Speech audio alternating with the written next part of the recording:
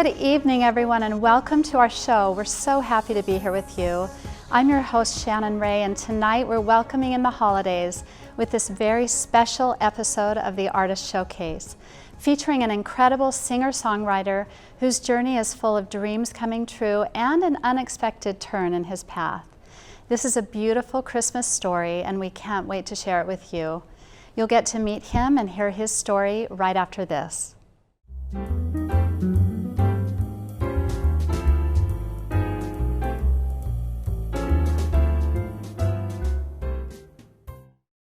Tonight, we're featuring singer-songwriter and Deseret Book artist Brandon Pock.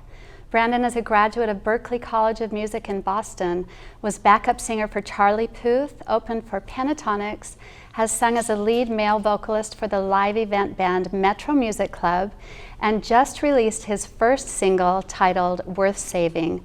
I'd like to welcome this incredibly talented artist and my friend, Brandon Pock, to our show. Brandon, it's such an honor to have you here. I'm really grateful to be here. Thanks, I'm honored, yeah. Thank you. You've had some really exciting experiences along your path. Yeah. And you also are incredibly talented, you're educated, and you have a beautiful voice. And as a voice teacher of over 33 years, I can truly say you have a stunningly beautiful voice. Well, thank you. That's very, very sweet. I still could definitely stand to get some lessons, but thank you. I can help you with that. Yes, perfect. You're also such a kind and humble, authentic person. And in fact, I'd like to share with you some of what other industry artists say about you. And these are their words. Okay. Salt of the earth, truly the best human I've ever met, genuine to the core, most talented person I've ever known, really intelligent person. That is very, very sweet. I know, you're very, very humble. Way too nice, actually. I don't think so, because getting to know you just in preparation for this show, I know that all of that's true. And I also believe that the light and the spirit that you reflect is really, it comes from your foundation of faith. Would you agree with that? Definitely, definitely. Yeah. This is very sweet. Wow. Yeah, Okay. you're humble. So let's talk about where you're from. You just came from Roosevelt, Utah today. Yes. Nice yes. long drive, and you have your wife and a darling, not newborn, but baby girl. Yes. How old is she now? She's about 7.5 months. Yeah, she's cute. So she's a little sweetie for sure. I live out in Roosevelt now, but yeah, my dad's in the military, so kind of grew up all over. Yeah, your home was around the world. Yeah. And you probably had lots of just different experiences with that, but I'm curious about how your musical artistic journeys happened as you went along that path, living around the world. What kind of experiences did you have as a youth and in high school? Yeah, I feel like, however cliche it sounds, I was definitely always drawn to music. It was always really a constant for me. I think really with music, my mom was the huge pillar. So I just remember we'd travel a lot, big road trips and flights and things like that. And she was always, playing Shania Twain or Celine Dion or something. She loves country music. And so a lot of my desire to sing came from being on, cruises or boats or flights or whatever, and she's singing something and I'm wanting to, sing along with her. And so she'd never say it. She's like, she has a lot of really bad stage fright, but she has like the most beautiful voice ever. So she was really inspiring to me, and I think kind of carried me through it in the beginning, trying to learn what I wanted to do musically. And so she, yeah, it was a lot of singing, karaoke with her in the basement and things like that. And then gradually she put me in voice lessons. I started doing a lot of country competitions and things. So all around the States, I did lots of talent shows and everything, and things that I wasn't seeking out for myself, but things that she would seek out for me, as I think a lot of parents do, where they see the potential in their child and they really try to push them. And I'm like, no, I don't want to practice, I don't want to do X, Y, Z. But she was really, really passionate about it. I'm so grateful now, because there were so many times where I wanted to go, I don't know, play video games or go out and play sports with my friends or something like that. And I'm really grateful that she did that for me. So I feel like across all the different places that I lived, she was just super, super helpful in pushing me to do a lot of different things. But I think across living in a lot of different areas, all of them have different musical tastes, in terms of musical theater, pop, rock, R&B, all the different type of genres and things that I would try and study was always just from, wherever I was at, what was the biggest around there, what were kids listening to, so I feel like I was pretty affected by what was really popular around the school that I was listening to, and I just kind of got drawn into that, and because of that, I feel like I like most genres at this point, But. What is your memory of the first time that you sang or played an instrument? Your first memory? My first memory ever singing or playing an instrument. I mean, I definitely sang. I didn't learn to play instruments until a lot later on in my life, so it was just a lot of singing. I would say a lot of my preliminary memories, I remember, singing in like little choirs and things like that in elementary school, and singing. It was like there's like a Hercules song or something like that, like I'm on my way or I'm gonna make it or something like that. I remember I sang one of those songs and I was so excited, and I sang like way louder than everybody else, and it was kind of like people around me were like, why are you singing out loud? Like, this is a choir. I was like, I don't know, it just feels good, Oh. So I love singing out like that, but I had to definitely learn to dial it down. But it was, I think a lot of it was a lot of group and ensemble stuff through being, in elementary school and middle school and stuff like that. Did you have some significant experiences in high school? Were you in theater? Did you do musicals? Oh yes, absolutely. I mean, I started to do a lot of theater, I think, in middle school, doing like summer theater camps and stuff. And by the time I hit high school, it was a lot of like the Kiss Me Kate, like Seussical, I'm trying to think, there were some like Sweeney Todd, Les Mis, all the different types of theater stuff, to the point where when I was at the end of high school, I was like, man, I had a really hard time figuring out whether or not I wanted to do music or theater, because I was like, well, like if I'm gonna do theater, I want to be like all in. I don't want to try to do any like commercial artist stuff. Like I'm gonna move to New York and make the thing happen. And then on the other end, I was like, well, if I want to do music as well, I'm able to just focus in on that. I feel like in high school is kind of when music became a little more real for me. Like I feel like when you're kind of whatever, big fish in a small pond or something like that, when you're young, you end up doing a lot of shows and things like that, but it's always with the same people, and you're not really reaching anybody outside of like the parents that come to see the shows at the schools, which is, I'm so grateful for, and it's so sweet and really lovely, and probably those are some of the more like fulfilling stuff. But I think as I got into high school, I started to do like a lot of a cappella music, and it was I think there's a lot of different versions of what people think when they hear the word a cappella. This was like a contemporary a cappella group, so if you've ever seen like Pitch Perfect and like those movies and things, those were inspired based off like TV shows called, or not TV shows, but competitions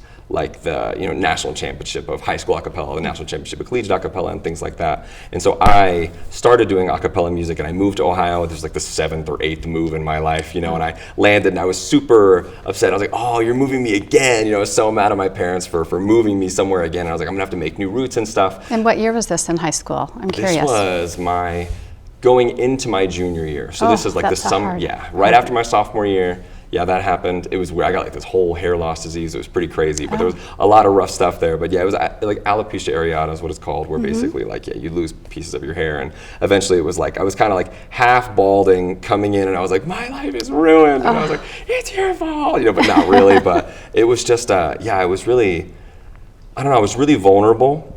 And I remember coming in and trying to do theater and trying to do music and not being very hopeful that I'd be very accepted. I think at the time when you're a kid, you're like, man, everything's about like the way that you look. You can be talented as you want, but in the end, like you have to be pretty or XYZ or something like that. And so when I came over there, I was like, oh man, dream shot down in the water for sure. But I went, and I just remember the community being so strong and being so loving and supportive and helpful. And there was a couple shows that I did where I had to have wigs on, for sure. But I think as I started to do more serious theater, more serious a cappella music, which is kind of basically after I did my junior and senior year of a cappella music. It was called Forte a cappella, and we used to do that championship, and we got second in the nation when we went, which was really great.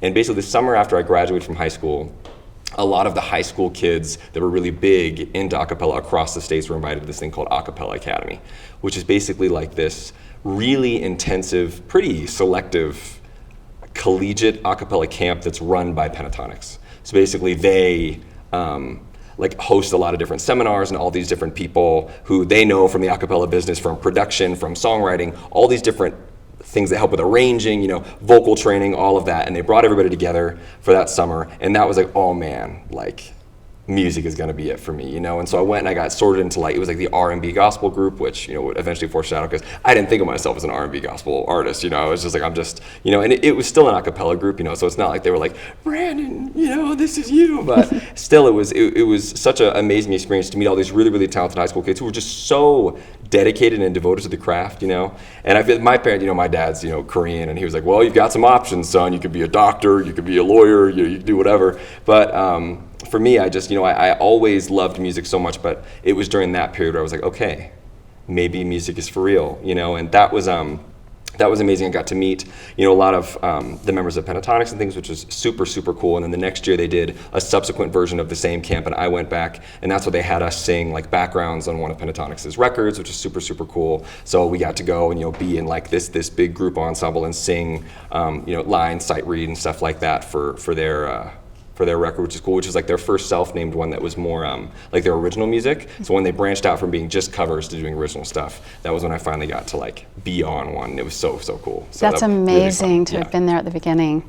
Yeah, and there were so many cool experiences that, because even just a little bit before that too, like my a cappella group had gone out to a radio station, and Andy Grammer was there, and we got to sing backgrounds for Andy Grammer while he was doing his show on live radio in Ohio, which like as a kid, I mean, it's not like I'm on like some crazy TV show, you know, and it's like, oh, Andy Grammer featuring this group, you know? But like we were on the radio with Andy Grammer. That was so cool to me. That was huge. And I was like, dude, I could do this. You know, I could travel around all the time and show up at 5 a.m. to a radio station just to sing one song for the sake of doing it, you know?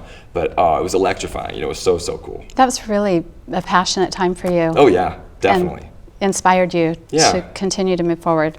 Yeah. So let's fast forward. You took a year off after high school. I did, correct? Yeah. And then tell us what happened after that as far as getting into the college. Yeah, so that gap year was kind of a result of me. So I went and I only like applied. I was like, I'm not ready to go to school or anything like that. I was like, well, at least you're gonna apply to one. So I was like, okay, well, I'll like apply to like the local community college for theater. And I went and I auditioned, and I got it, and I was like, I don't think this is it. I was like, I don't think so. So I was like, I'm just not gonna go. I didn't make the application season right after high school, which is weird because I felt like there was so much traction and momentum building up, and I was like, you know what, I don't feel ready to take this step right now, which I know is kind of like a touchy subject, I think, for like a lot of parents and their kids, and for students that are like graduating, like, man, like I feel like I need to, you know, age is, you want to be, you know, young, you got to start as soon as you can, but for me, I just wasn't quite ready. And so I spent that year really focusing on music, doing a lot of lessons, and I had done a lot of private lessons all throughout when I was a kid, but I really wanted to just figure out exactly what I wanted for my life. And the type of music that I wanted to make, what type of school I wanted to go to. And because of A Cappella Academy, I had met some really, really great people who had eventually gone on to a collegiate a cappella group. So now graduating from high school to college, and there was a group called Pitch Slapped, right? And they were just out of this world. Still, I think, the best vocal ensemble I've ever sang with. To this day, I still say, like, I think I was probably the worst one in the group. Like, I think they're all just so good, and I admired each of them so much individually. And when I got into the group at the time, you know, the music director was now the new bass for Pentatonics. So like he's just so great. He replaced Avi Kaplan, the bearded one. But it was so inspiring to me. So I was like, okay, well, I am going to try out for this school. And I'd known a lot of friends. I had a girlfriend that was going there at the time, and I was like, well, I'm gonna try it, you know. And I just basically went out on a whim. And I was like, I went with one of my best friends, and we auditioned for the school. And it was really it was really nerve-wracking, you know. People are like, man, it must have been crazy auditioning for Berklee. I was like, yes, it was. Like, it was definitely a lot of work getting to the point of being ready and prepared and like not super nervous to do this really life-affecting thing. But at the same time, I think a huge part of it too is just like convincing my parents to allow me to go to a music school, you know, like a conservatory. How your parents felt about you going to a music school. I think I referenced this a little earlier, but you know, my dad he's a very passionate, very specific way of life type guy, but he's, I don't know how to explain it. He's very earnest, very honest, and he wants what's best for me and my brother, and he loves us so much, but he has like, this is the most surefire, safe way to be happy in life, right? Or to have what's provided for you and your needs. And music is not that, you know. Music does not have that, you know, like that steady check unless you know, 1 in a million miracle become some famous person. But otherwise, you know, you're just kind of a person who likes singing in the shower just like I do, you know. So it was hard convincing him, I think, too. And he's like, well, you just want to go there because your friends want to go there or something, you know, or you want to go there because your girlfriend's going there. You don't really know what you're thinking, you know. 5 years from now, you're gonna come back and be like, you'll wish you hadn't gone there, you know. And so we had to have this whole conversation where I went and I was like, well, got to establish a game plan before I like reinvigorate this conversation, you know. So I went and I figured out, you know, I wanted to go on a double major. I went for music education and music therapy, and I basically pitched to him was like, how can I make Berklee make the most money for myself if I don't make it as an artist afterwards, right? So I was like, well, like, I could be a teacher and like a music therapist, and I could do both jobs at the same time, you know. And I went to Berklee, you know, I auditioned. I got in, and the whole process of it is like you have to, be able to improvise. You have to do, your prepared pieces. You have to be able to sight read. All these different, elements of music that for me I was like really far along, in terms of like my artistic taste, but not as far along in terms of theory. Yes. There's one AP music theory class you can take in high school. Right. Other than that, it's like all how much your parents are going to push you and get you to know music like that. So. Yeah, it was a really, really amazing. My mom was always behind me, but I think she too was like, this is a really expensive school, and you want to go to a really expensive school just to study music. Like, if you wanted to restart, and go do a bachelor's in something else, like you're gonna be really far behind, if you decided. And I was just like, look, I'm both feet in. I'm gonna jump into this and see how it went. And it was a really, really amazing year of preparation for sure. A year to prepare. Yeah, well, that gap year was like, well, once I committed that I was going to do that, and I can't say it was 365 days or anything, but that process was, and I think preparation began when you were a kid, right? You develop all this stuff, but yeah, I was honing in and focusing on what I knew they wanted in the audition. Good. Yeah. So 2 years, you had a double major. Yeah. What was going on during those 2 years at school? That's a good question. So just school? Was it just school? No. So I always work while I'm doing school, and that's just I'm kind of a busybody, which even now in my life is kind of biting me. It's like I just do too many things. But I think, I worked within, it's called like the professional education division, which is basically like the music education department, the professional music department. They have like one specific dean, and I was kind of like the dean's assistant. So I would do a lot of the presentations and things like that for the music therapy, music education courses. When people would come and interview to be staff at Berklee, I would like tour them around the school and like show them our facilities, and get to know them. And then afterwards they'd be like, what did you think? Like, how were they as a person? Not that I'm responsible at all for any hiring that happens at Berklee, but that was, just part of my job that I did while I was there. And then I also, was a wedding singer and a corporate event singer. So basically that was kind of where I was like, well, now you're like a lead vocalist for a band performing at people's functions.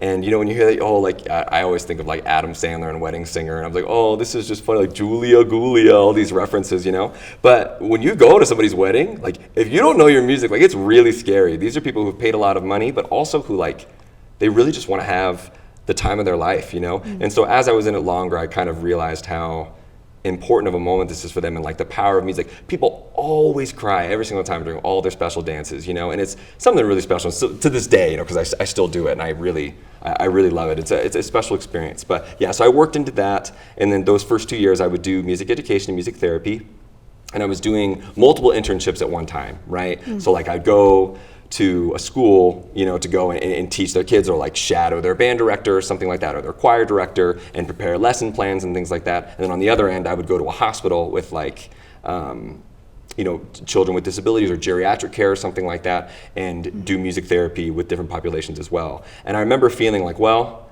aside from, like, I'm going to a school paying all this money to learn how to become a better musician at this school that specifically specializes in like commercial music, and I'm doing the 2 majors that I could do at any other school for a much cheaper price. And I was like, why am I doing this? And I think not to take anything away from all, because they have amazing programs in both of them. But for me, I was like, you know what? Like, I kind of have this dream of being, an artist, of being a musician, of writing songs and things like that. And it took me some time to really wrap around to that, and then feel ready to re-pitch the idea to my parents, again, to be like, so I know I talked to you about Berklee, about doing, music ed and music therapy, but I think I'm changing that, and that a cappella group Pitch Lab too, I guess to rewind, as soon as the first thing I did when I got to Berklee is I auditioned for that group. And I got into that group, and I'm so, so grateful to them, because they like opened the door for so many of the amazing experiences, and a lot of the accolades that you even just referenced at the beginning of this interview were because I was in Pitch Lab. Not anything off my back or my name, it was more so because I was with them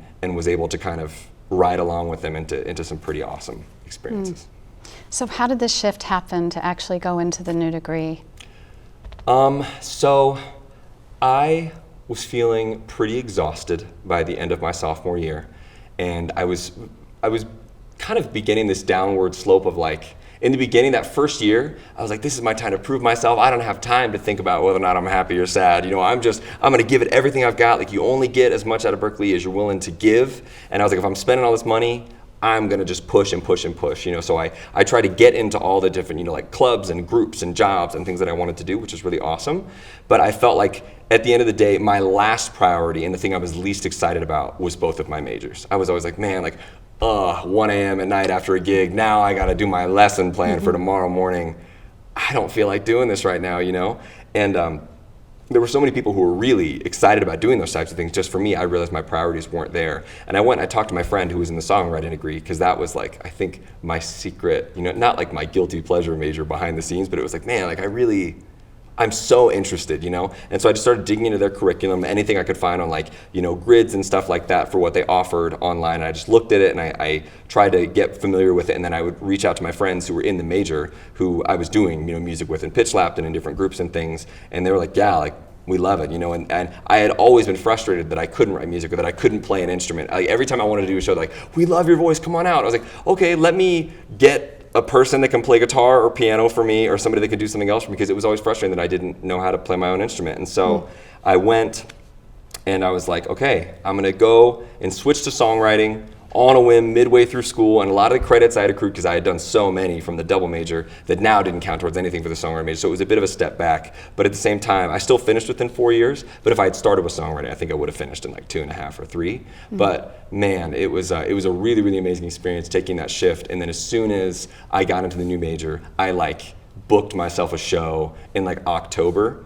And so I was like, well, I've got like 4 months to write songs and like start, you know, it make it so that I just had to give myself a deadline, because if I don't have a deadline, sometimes it's difficult to get things going for me. So yeah, from there I just started writing, and it was a really therapeutic experience. Whereas I feel like a lot of people, they'll like, you know, throw in Billie Eilish and they'll sing when it's crying in the car, you know what I mean? And like, oh wow, like I'm vomiting my feelings out. But it's a whole other type of euphoria, I think, when you're singing a song that's very personal to your own experience and that you relate to. And it just, I feel like it has a very special place in my heart. It's something that I couldn't live without, you know, is writing songs at this point. So, okay, I want to talk about some awards that you got while you were at school, because I think this is really cool. Sure. The Visionary Award for Music Therapy. Yes. Jack Perricone Award for Songwriting. Yeah. Service to the Berklee Community Award. Songs for Change Award for Songwriting. Yeah. I mean, that's amazing. And also everything that you just talked about, you're an overachiever. As my sister would say, an overachiever. Well, in the best way. I mean, I feel like I'm a little bit like you, just wanting to dive in and do everything and be all in as much as I can possibly do, and then you get tired. Yeah. So how did your faith play into that? Because you're writing worship music now. I am. And that was part of the reason that you're doing that is because of that experience, that transition from 2 years of one degree to the next. Yeah. Yeah, that's a really good question. So I feel like with the songs that I was writing when I first transitioned to songwriting, it was coming from a place of like me not feeling okay, really just one, I felt like I had kind of ditched all the things my parents wanted me to do, and so I was like, I should be the happiest that I've ever been in my life. And when I called home, it was like, you should be gleaming, you know, like you should be like, oh man, I'm living the dream, you know. You're living everyone's dream that's wanting to be an artist. Yeah, but I wasn't. Like it was, I don't know, I was so deeply unhappy, and I still to this day I can't fully explain how it felt, but I was so busy doing all these things, and I made myself busy so that I didn't really have to think about what I was feeling, you know, in my heart and in my soul, because it felt like all of my relationships were very shallow, and everything was very fleeting, very transient. You know, it was just, you're here for a moment and then you're gone. You know, you're on tour in China and then you're gone. You're singing backgrounds for Charlie Puth on one of his shows. He came out to Berkeley, and we as Pitch Lap got to go and, you know, sing like See You Again and stuff like that behind him. And it was really awesome. We got to do Daddy's Home 2, right? We got asked to do it. So a couple members of our group were pulled to be a part of that movie as well. And it was really cool. A lot of these really amazing experiences. You know, not like I'm in the limelight next to, you know, Charlie Puth and by my name or anything, but a lot of really cool experiences that were money earning and allowing me to do things with people who I had admired for so long. And I remember people would always be like, man, you must be so happy right now, Brandon. You must just be on cloud nine. And I'd be like, you know, I'm not. Like I miss home, and I just felt like my life wasn't moving in the direction that I wanted it to go. I guess I thought that somehow all these things that I wanted previously would fulfill me and give me what I was looking for. And at the end of it, I just felt really empty. And so a lot of the songs that I wrote in that first year, you know, my junior year of college, was like sad boy music, you know, like it was like, I wrote a song called Happiness about just feeling like it's, constantly fleeting, and I'm never able to catch it. I'm never actually able to just be happy for a prolonged period of time. And I wrote all these songs about heartbreak and the experiences I was going on. The Songs for Social Change Award, I wrote a song called Soft Man Hands about like toxic masculinity and my experience trying to wrestle with like being a man and what that means, at all. And now gender is so big in terms of the news and everything. And it was a lot of music trying to cope with things, but it was all like, it wasn't a cure. The songs were just like, make the pain, dilute it, dull it. And I think for me, when it transitioned to faith, I had basically one night after a series of shows, I was exhausted, but I couldn't go to sleep at night. It was like 1:30, 2 a.m. in the morning, and I remember laying there and I was just crying, and I was like, ugh, I can't call my family about this. Not that I couldn't. My parents are the best, and I sometimes worry that I frame this like they weren't there for me when they were. But I just didn't want to talk to them about it. I didn't feel like I deserved to be as unhappy as I was, and I didn't get why I was feeling that way. And so I went, I called the suicide hotline, and I was like, hey, like, can you, talk to me for a bit? And the first thing they ask is, are you in immediate danger? Like, are you about to kill yourself right now? And I was like, no, I'm not. Like, I'm not about to jump off a bridge or something like that, but I'm really, really feeling in a dark place, and I wish that, I could talk to somebody about this, and, which eventually, it ended up in being like, I want to talk to a school counselor for therapy and stuff like that. But that really frustrated me, that I felt like, the one resource that's supposed to be when you're at your lowest wasn't there for me. I was like, man, like, I feel like I can't talk to my friends, I can't talk to my family, and my family is a very religious family, and I wasn't born into a faith or anything like that, but I remember, going to church when I was younger, and I had made a conscious decision, to kind of stop going to church when I was, in my teens and stuff. But my dad had always kind of brought that in the back of my mind. He's like, hey, like, if you're not feeling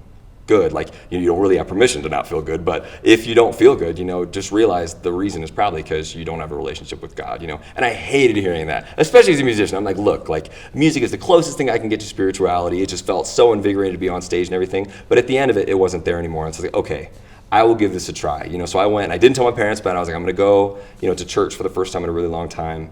And I remember going and sitting, and I ended up, going to a congregation that was made up of just all like young single adults. And when I went, it was just such an amazing, incredible experience.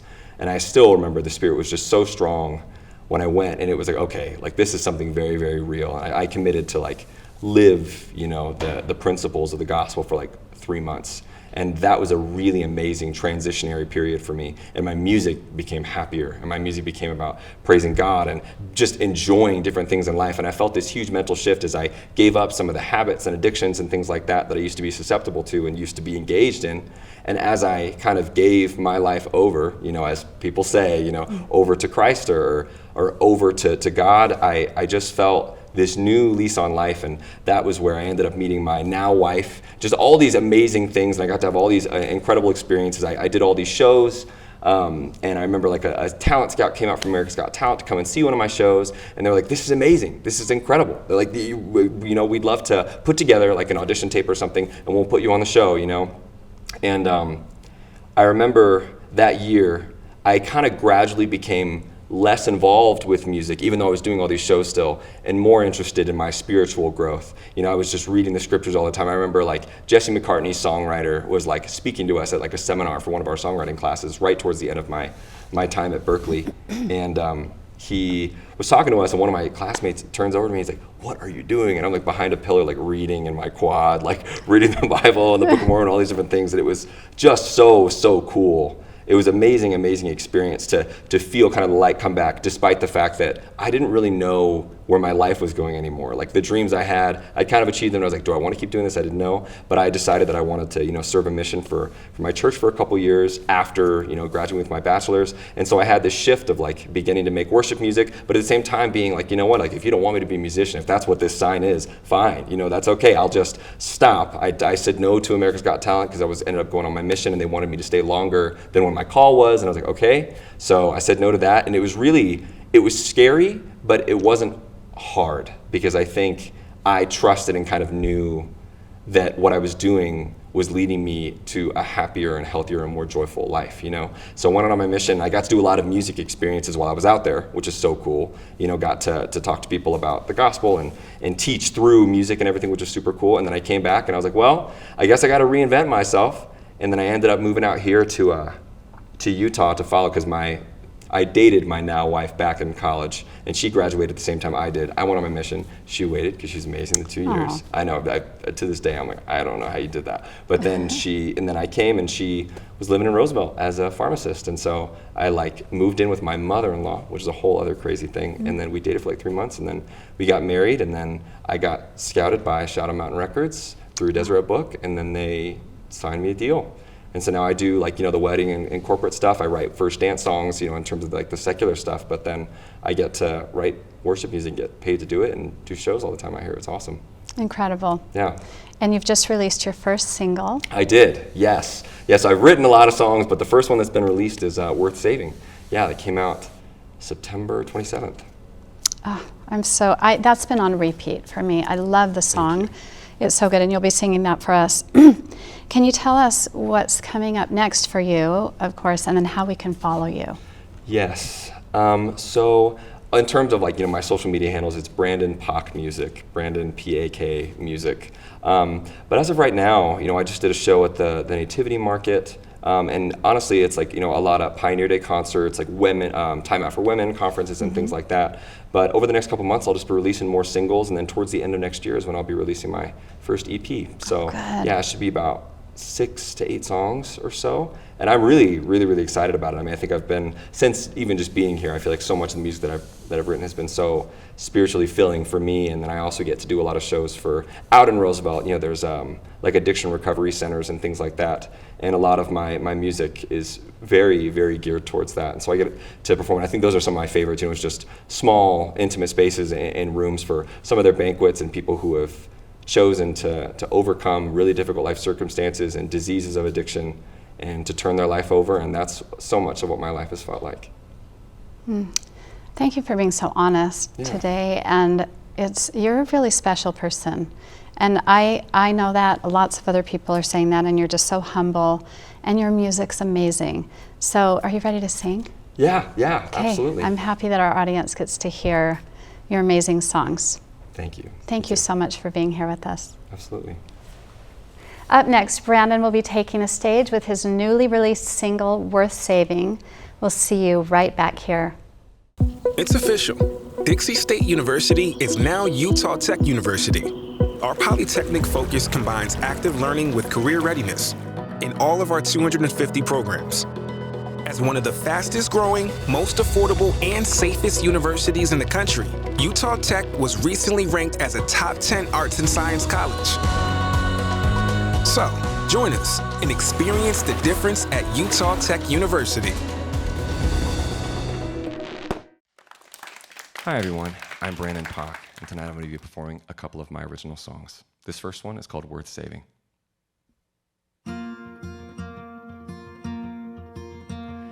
I've hurt a lot of people, I've caused a lot of pain, I've burned through apologies saying I'm sorry over and over again. I worry I'm a burden, just weighing you down. Every time I'm on my knees, I'm begging you for something. If I were you, I wouldn't stick around. But you know my heart. You show me how to change day to day. How great thou art, yeah. You lead me and teach me a highway, even though you know each mistake I have made. You don't give up on me. No, you love me anyway, just the same, and you help my unbelief. That it's worth it to save me. You told me to be perfect, even as you are.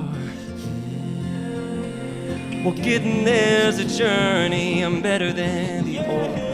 I'm not who I was before, but you know my heart. Yeah, yeah, yeah, yeah. You show me how to change day to day. How great thou art. You lead me and teach me a highway. Even though you know each mistake I have made, you don't give up on me. Oh, no, you love me anyway, just the same, and you help my unbelief.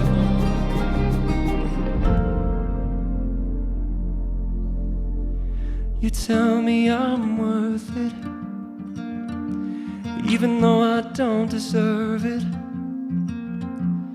You tell me I'm worth it. Oh, even though you know each mistake I have made, you don't give up on me. No, you love me anyway, just the same, and you help my unbelief. That it's worth it to save me.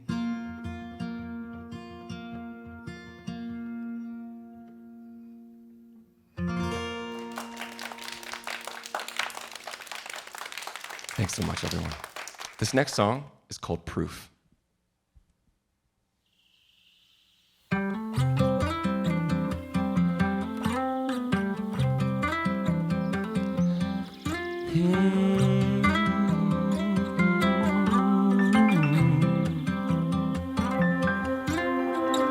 I haven't seen an angel appear in a pillar of light. No, I've never been swallowed by a whale and somehow still survive. My faith isn't based on seeing some kind of miracle. No, I've been changed by making space for the lover of my soul.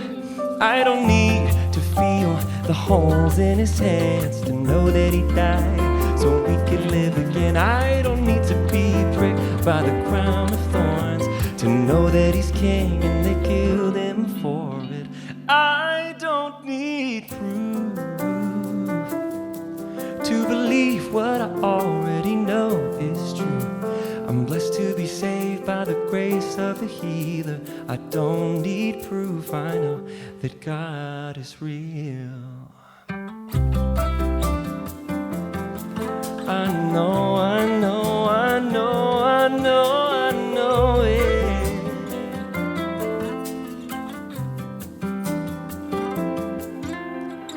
I haven't seen the seas part or walk the way on dry ground. No, I've never spent the night with the lions and made it out the den safe and sound.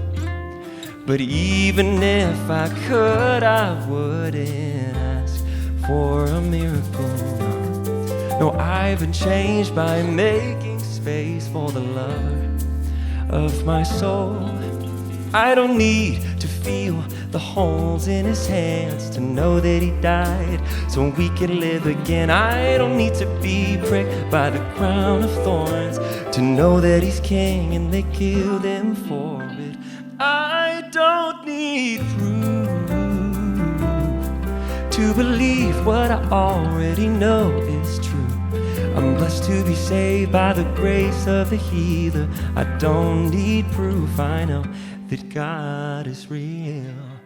People ask me why I center my life on a man who lived so long ago. But he's more than a man, he's my savior and friend. That's all I need to know. Yeah. I know, I know, I know, I know.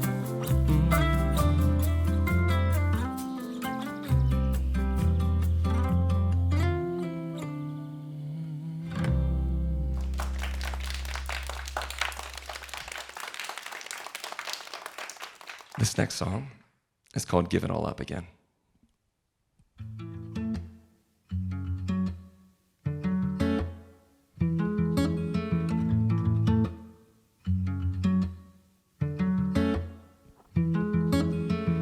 Used to find me in the dark in the AMs, staying out all night under neon lights and being reckless. And I can't believe I couldn't see it. I was running around trying to drown out the fact that I was searching for a feeling. Why'd it take me so long? Oh, I'd give it all up again to know you. I would walk the broken road, I'd go toe to toe with every moment.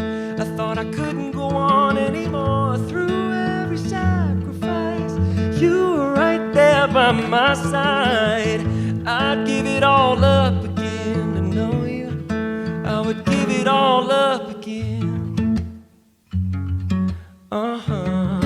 I would give it all up again, yeah.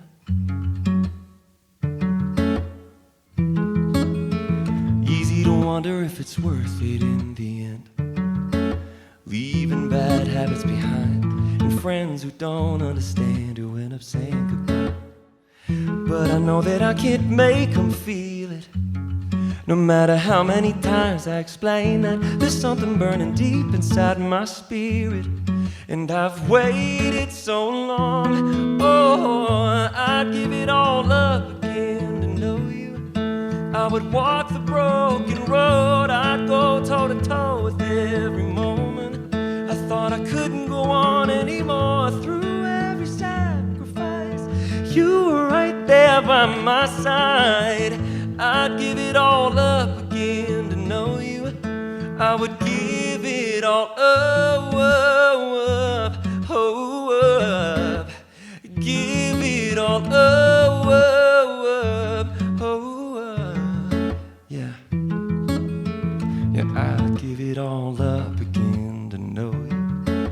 I would walk the broken road, I'd go toe to toe with every moment. I thought I couldn't go on anymore. I'd give it all up again to know you. I would walk the broken road, I'd go toe to toe with every moment. I thought I couldn't go on anymore through every sacrifice. You were right there by my side. I'd give it all up again to know you. I would give it all up again. I would give it all up again, yeah.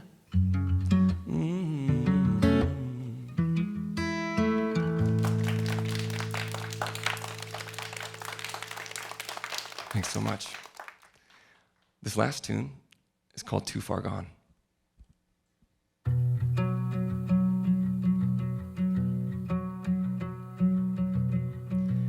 I'm not one to seek a sign, but it's been a while since I heard your voice. Looking back, I see the path that led to where I'm at. Wrong turns and poor choices.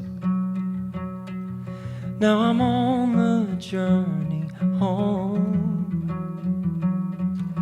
and I know that I can't do this alone. Forgive me for following a feeling, not knowing it was leading me away from you. I wish it wasn't so easy, losing my direction. Truth is I regret not staying close to you. And it breaks my heart that I wandered off, but you still leave the light on back at home. You tell me I'm never too far gone.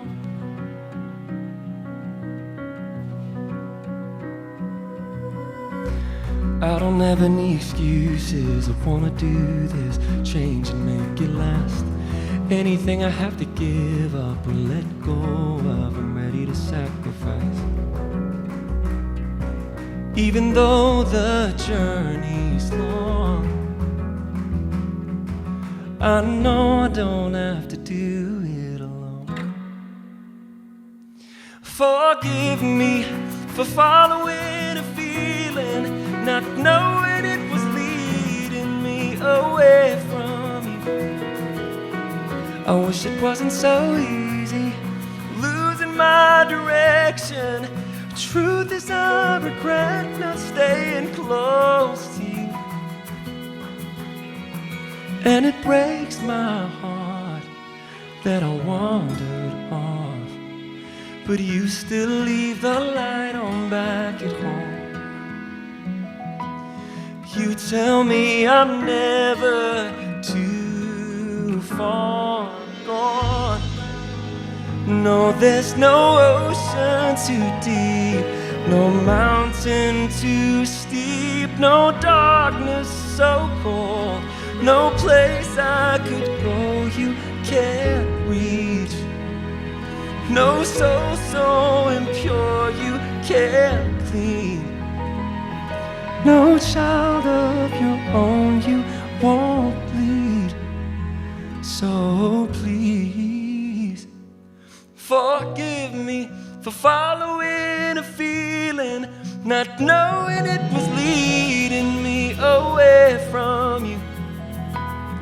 I wish it wasn't so easy, losing my direction. Truth is I regret not staying close to you. And it breaks my heart that I wandered off, but you still leave the light on back at home.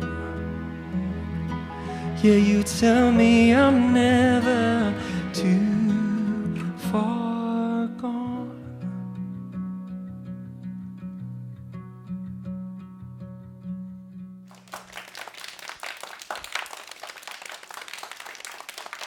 Thank you so much, everybody. We'll be right back with a Christmas tune or two.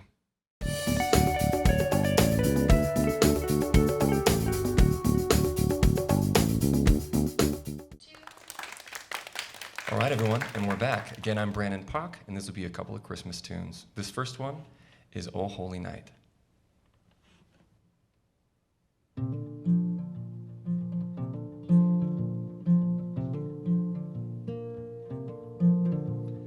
Oh, holy night, the stars are brightly shining. It is the night of our dear Savior's birth. Long lay the world in sin and error pining, till he appears and the soul felt its worth. A thrill of hope, the weary world rejoices, for yonder breaks a new and glorious morn. Fall on your knees, oh, hear the angel voices, oh, night divine, oh, night when Christ was born, oh, night divine, oh, night divine. Truly he taught us to love one another. His law is love, and his gospel is peace. Chains shall he break, for the slave is our brother, and in his name all oppression will cease. A thrill of hope, the weary world rejoices, for yonder breaks a new and glorious morn. Christ is the Lord. Oh, praise his name forever. Oh, night divine. Oh, night when Christ was born. Oh, night divine. Oh, night when Christ was born.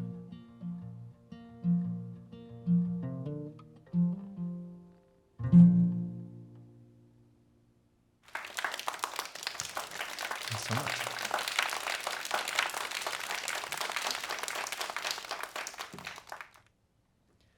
This next tune will be Angels We Have Heard on High.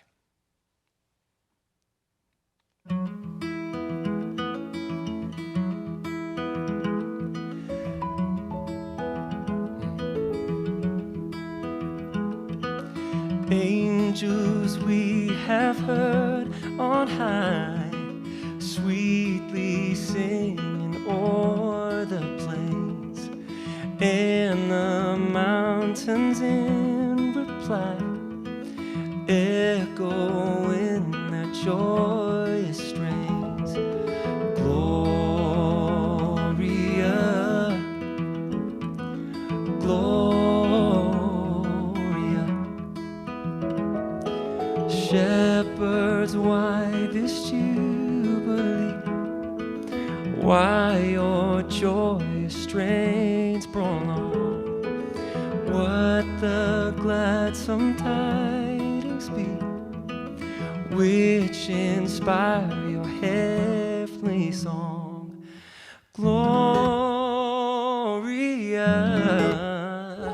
oh Gloria,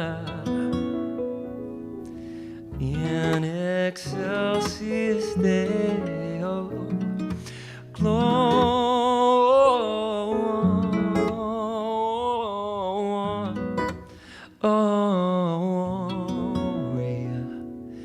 in excelsis Deo.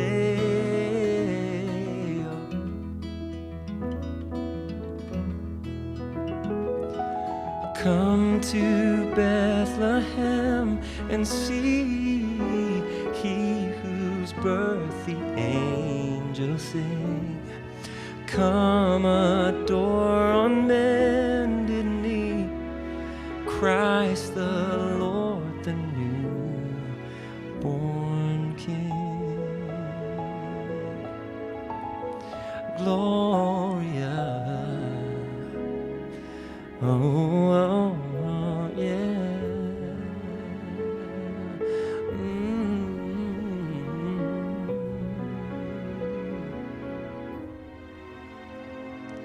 In excelsis Deo.